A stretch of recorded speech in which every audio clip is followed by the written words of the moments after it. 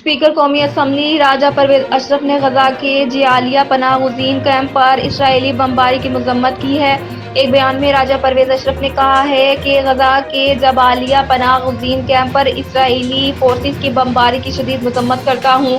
وحشیانہ بمباری کے نتیجے میں 100 سے زائد نہتے شہریوں کی شہادت انتہائی افسوسناک ہے۔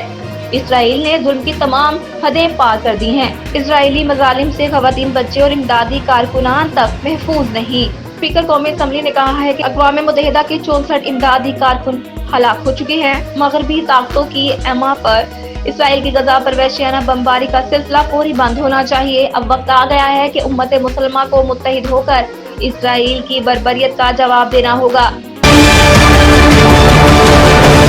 سینیٹ نے مسلم لیگ نون کے سینیٹر عرفان صدیقی کی جانب سے پیش کی گئی فلسطین کے ساتھ اظہار یکجہتی قرارداد منظور کر لی۔ سینیٹ میں پیش کی گئی قرارداد کے متن کے مطابق ہولوکاسٹ کے بعد کسی ریاست نے ایسا قتل عام اور جنگی جرائم نہیں کیے۔ سینیٹ فلسطین کے ساتھ اظہار یکجہتی کرتا ہے، اسرائیل کی حمایت کرنے والے شریک جرم ہیں۔ مسلم لیگ نون کے سینیٹر عرفان صدیقی نے غزہ کی صورتحال پر سینیٹ میں قرارداد پیش کی تھی۔ اس کے علاوہ مسلم لیگ نون کے سینیٹر اسحاق ڈار نے بھی فلسطین سے متعلق قرارداد پیش کی۔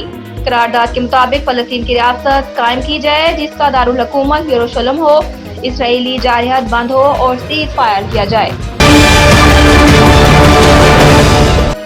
فیصل کریم کنڈی نے کہا ہے کہ پاکستان پیپلز پارٹی PIA کی نجکاری کی مخالف ہے۔ اسلام آباد سے جاری اپنے بیان میں فیصل کریم کنڈی نے کہا ہے کہ PIA اور اسٹیل مل دھرتی ماں کے زیور ہیں۔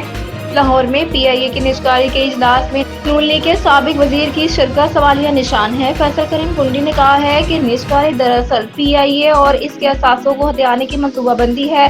پائلٹس کی ڈگریوں کو سوالیہ نشان بنا کر PIA کے ساکھ خراب کی گئی۔ انہوں نے مزید کہا کہ PIA کے طیاروں کو ایندھن فراہم نہ کرنے کے پیچھے گھنونی سازش ہے۔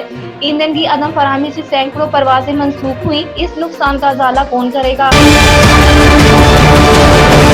نگراں وزیر اطلاعات بلوچستان جان اچکزئی کا کہنا ہے کہ آپریشن کسی کمیونٹی کے خلاف نہیں، غیر قانونی مقیم افراد کے خلاف ہے۔ کوئٹہ میں میڈیا سے گفتگو کرتے ہوئے جان اچکزئی نے کہا ہے کہ اب تک ہم نے 100 غیر قانونی تارکین کو حراست میں لیا ہے۔ تمام غیر قانونی تارکین کے خلاف قانونی کارروائی عمل میں لائی جائے گی۔ بعض سیاسی جماعتیں اس صورتحال سے فائدہ اٹھانے کی کوشش کر رہی ہیں۔ ایسا کوئی کام نہ کرے جس کا نقصان آئندہ اٹھانا پڑے۔ غیر قانونی افراد کو پناہ دینے والوں کے خلاف بھی کارروائی کی جائے گی۔ جان اچکزئی کا کہنا تھا کہ چون بارڈر سے 35,000 غیر ملکی تارکین اپنے ملک گئے ہیں۔ کسی بھی غیر قانونی مقیم غیر ملکی کے ساتھ امتیازی کارروائی نہیں کی جائے گی۔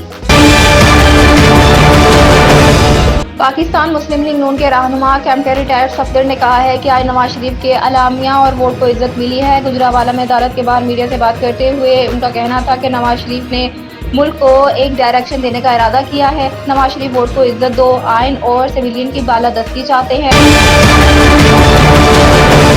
گجرانوالہ کی عدالت نے مسلم لیگ نون کے رہنما کیپٹن ریٹائرڈ صفدر کو اشتعال انگیز تقاریر اور بغاوت کے مقدمے سے بری کر دیا۔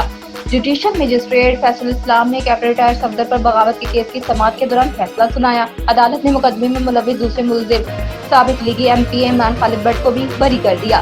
واضح ہے کہ کیپٹن ریٹائرڈ صفدر پر مقدمہ 3 اکتوبر 2020 کو درج کیا گیا تھا۔ ان پر FIR میں اشتعال انگیز تقاریر اور بغاوت کا الزام تھا۔